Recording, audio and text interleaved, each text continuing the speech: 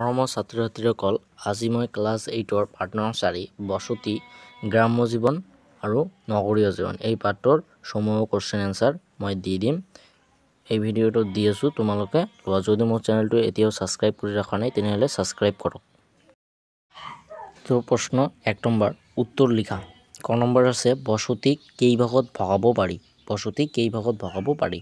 তোমালোকে লিখিবা উত্তৰ বসতিক প্ৰধানকৈ দুই ভাগত ভগাব পাৰি, যেনে গ্ৰাম্য বসতি আৰু পৌৰ বসতি বা নগৰ বসতি। দুটাৰ এটা লিখিলে হ'ল পৌৰ বসতি বা নগৰ বসতি। খ নম্বৰ আছে গ্ৰাম্য অঞ্চলত কিমান শতাংশ লোক কৃষি কাৰ্যৰ লগত জড়িত। তোমালোকে লিখিবা উত্তৰ গ্ৰাম্য অঞ্চলৰ প্ৰায় ৭৫% লোক কৃষি কাৰ্যৰ লগত জড়িত। গ নম্বৰ আছে নগৰত কেন্দ্ৰীয় অঞ্চলটো ঘাইকৈ কি কাৰ্যৰ লগত জড়িত। তোমালোকে লিখিবা উত্তৰ নগৰৰ কেন্দ্ৰীয় অঞ্চলটো ঘাইকৈ ব্যৱসায় বাণিজ্যৰ লগতে বিভিন্ন ধৰণৰ কাৰ্যালয়, শিক্ষা অনুষ্ঠান আদিৰ সৈতে জড়িত।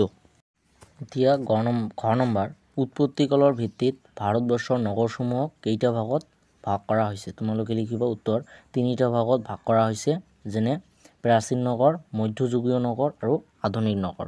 তাৰপৰা আছে ইং নম্বৰ লোকপ্ৰিয় বিভাগে নিৰ্দিষ্ট কৰি দিয়া মতে ভাৰতবৰ্ষৰ এখন নগৰ এখনৰ জনসংখ্যা কিমান হ'ব লাগে। তোমালোকে লিখিবা উত্তৰ ৫৫০০ জন হ'ব লাগে। ৬ নম্বৰ আছে অসমৰ একমাত্ৰ পৌৰ নিগম পৰিচালিত মহানগৰখনৰ নাম কি। তোমালোকে লিখিবা উত্তৰ গুৱাহাটী মহানগৰ। ২ নম্বৰ শুদ্ধ অশুদ্ধ লিখা। ক নম্বৰ আছে নগৰীয়া বসতিতকৈ গ্ৰাম্য বসতিত জনসংখ্যা ঘনত্ব অধিক, এইটো অশুদ্ধ হ'ব। খ নম্বৰ আছে গ্ৰাম্য বসতিত অধিক সংখ্যক লোক চাকৰিৰ লগত জড়িত, এইটো হ'ব অশুদ্ধ, এইটোও অশুদ্ধ হ'ব। গ নম্বৰ আছে নতুন দিল্লী এখন প্ৰশাসনিক নগৰ, এইটো শুদ্ধ হ'ব। খ নম্বৰ আছে আগ্ৰা এখন নদীৰ পাৰত অৱস্থিত নগৰ, এইটো অশুদ্ধ হ'ব। তোমালোকে লিখিবা অশুদ্ধ। ইং নম্বৰ আছে শিলচৰ বৰাক নদীৰ পাৰত অৱস্থিত।